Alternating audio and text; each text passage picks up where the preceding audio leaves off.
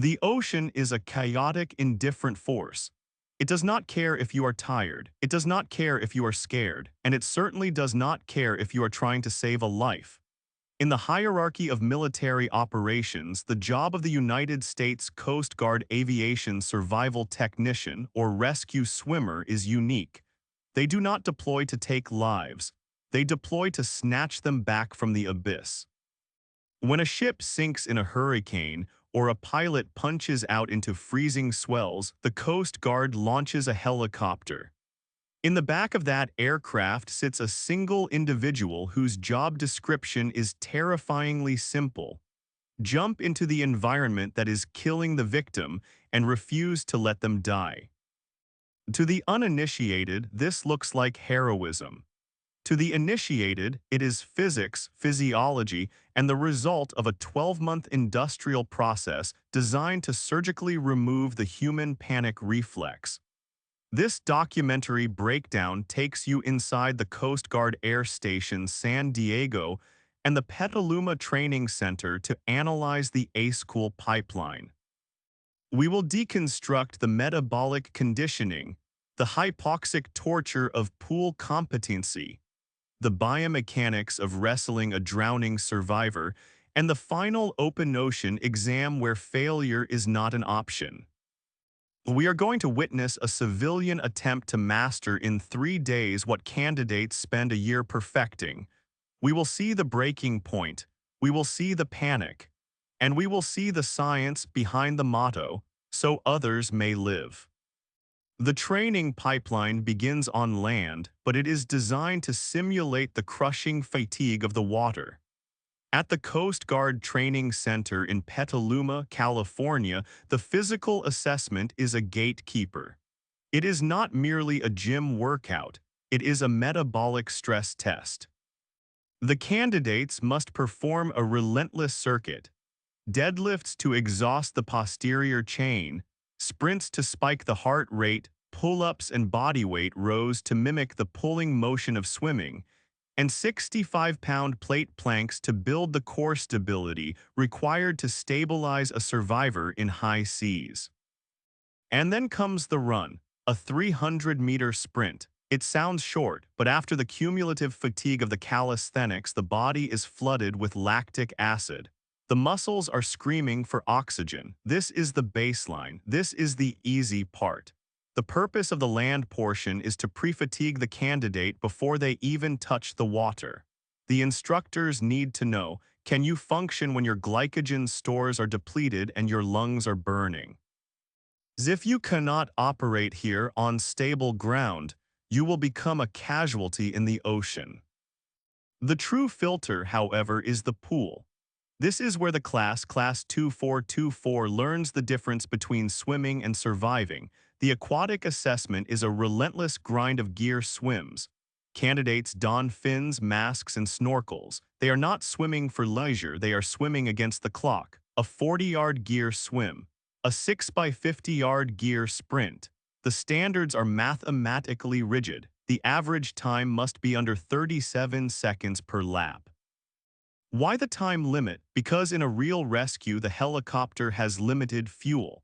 The survivor has limited body heat. Time is the enemy. A slow swimmer is a dead survivor. The instructors pacing the deck like predators are not yelling for effect. They are enforcing a standard that allows no margin for error.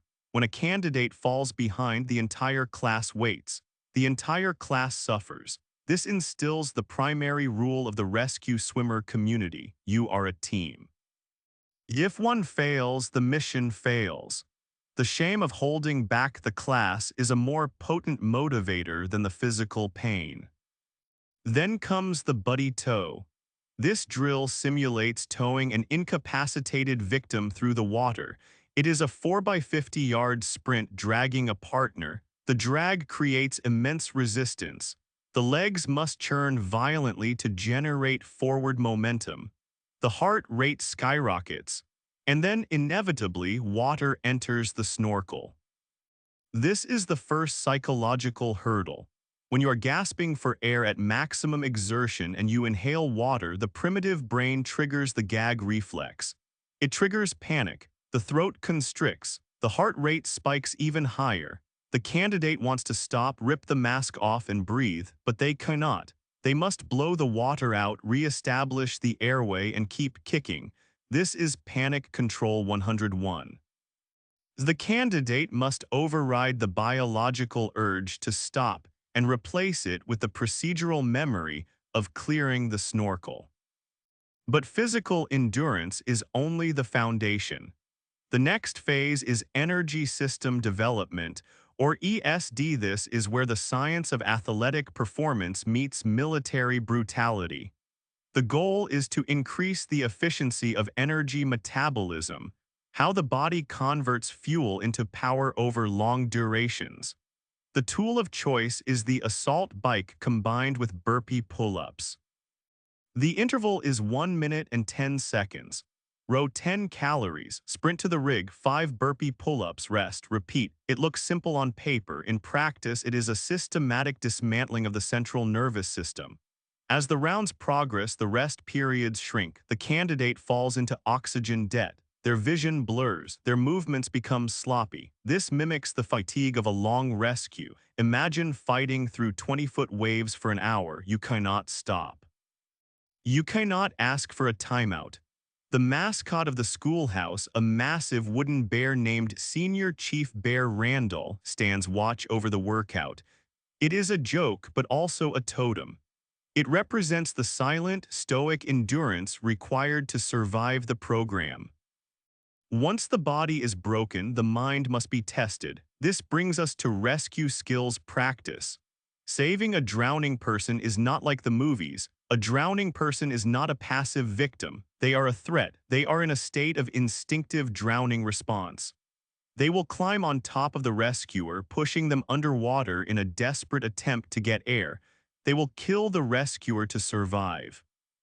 Therefore, a rescue swimmer must be part martial artist. They train the non-compliant approach.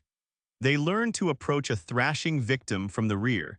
They learn the front head hold release, a combat maneuver used to break the grip of a panicked survivor who has latched onto them. They must subdue the victim, calm them down, and establish control. In the training scenario, the victim is an instructor or a classmate who fights back. The candidate must engage. If the victim slips away, they sink. If the candidate gets too close without control, they get drowned. It is a violent, chaotic wrestling match in a fluid medium, and once control is established, the work is not done. The candidate must perform a head-to-toe safety check. They must sweep the survivor's body for entanglements, debris, or injuries before hooking them to the hoist.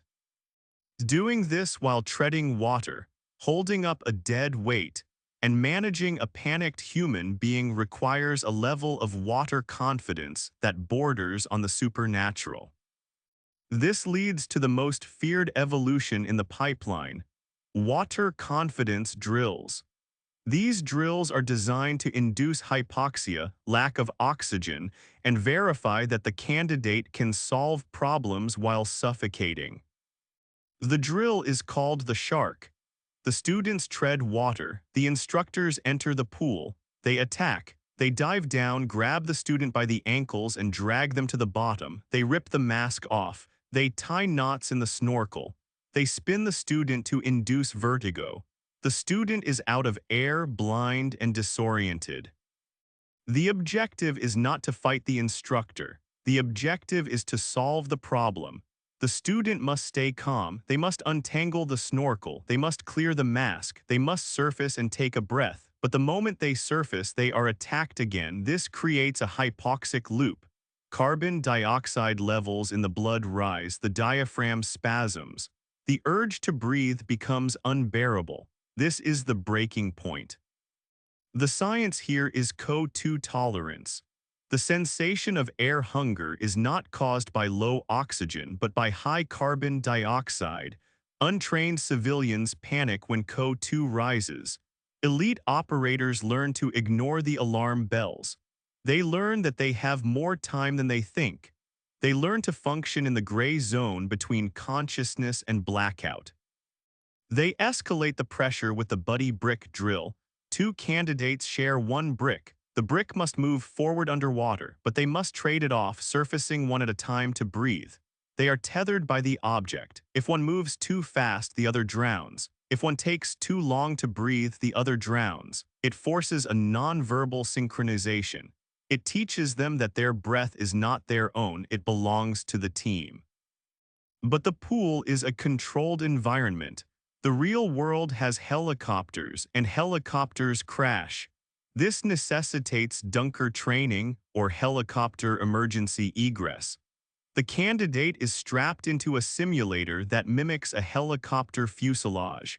It is lowered into the water and flipped upside down. This is sensory deprivation. The water rushes up the nose. Up is down, left is right. The candidate is blind. They must find their SEEDS bottle, a small emergency air cylinder, while upside down. They must locate the exit. They must push the window out, and they must escape. The instructors ramp up the difficulty. In round 1, they can use the air bottle immediately. In round 4, they must wait until they are fully submerged, inverted, and unbuckled before they can even reach for air. This simulates the disorientation of a crash at night in high seas. The panic of being trapped in a sinking metal coffin is primal. The training rewires the brain to follow a checklist: wait for motion to stop, find reference point, find air, release buckle, exit, panic is death. A process is life. Before the final mission, the candidates are briefed on aviation safety. It sounds dry, but it is written in blood. The safety precautions in aviation are very extensive, an instructor notes. This mission could go very quickly from him being the rescuer to him being the person needing rescue. They are reminded that the people they save are having the worst day of their lives. The survivors are desperate. The ocean is lethal. The helicopter is a complex machine with thousands of moving parts. The margin for error is 0. Finally, the culmination, the open ocean mission. The call comes in over the radio: launch to ready hello. One confirmed person in the water 2 miles west of Sunset Cliffs. The candidate suits up. They board the MH-60 Jayhawk helicopter. The rotors spin up. The noise is deafening. They lift off, leaving the safety of the land behind. Below them, the Pacific Ocean stretches out, vast and indifferent. They arrive on scene. The victim is bobbing in the swells. The helicopter enters a hover. This introduces a new variable: rotor wash. The helicopter blades push thousands of cubic feet of air down onto the water, creating a chaotic, blinding spray. It pushes the swimmer away. It makes breathing difficult. Swimmer is down, swimmer is away. The candidate is lowered on the hoist. They hit the water. The shock is immediate. The ocean is colder, darker, and more violent than the pool. The rotor wash beats down on them. They unhook from the cable. Now they are alone. The helicopter pulls back to a hover position. The candidate feels lost, disoriented. The waves obscure their vision.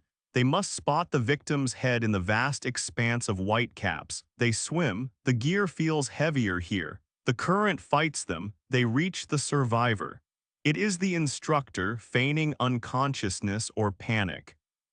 The candidate must execute the drill: approach, assess, hook up. I'm going to do a check over, make sure you're okay. They wrestle the rescue basket, a steel cage on a cable that is swinging unpredictably in the wind.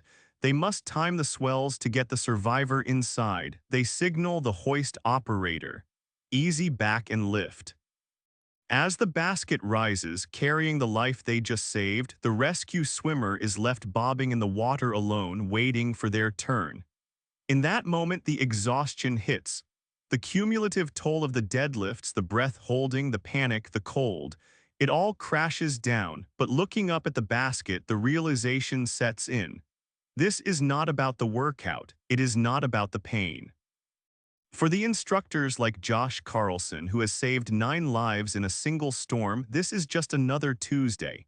He recounts a mission: 12 to 15-foot waves, 108 miles offshore in the water for an hour and a half. He describes the mindset. There's times where you're scared, you just have to block it out and go for it, because those people are depending on you. If you don't do it, nobody will. This is the psychological payout of the billion-dollar training pipeline. The military spends this money and breaks these bodies to build a human being who will jump into a hurricane when everyone else is running away. The A-School process filters out the 90% who enter for glory, leaving the 10% who enter for duty. The civilian who attempts this for 3 days gets a glimpse of the abyss. They feel the panic.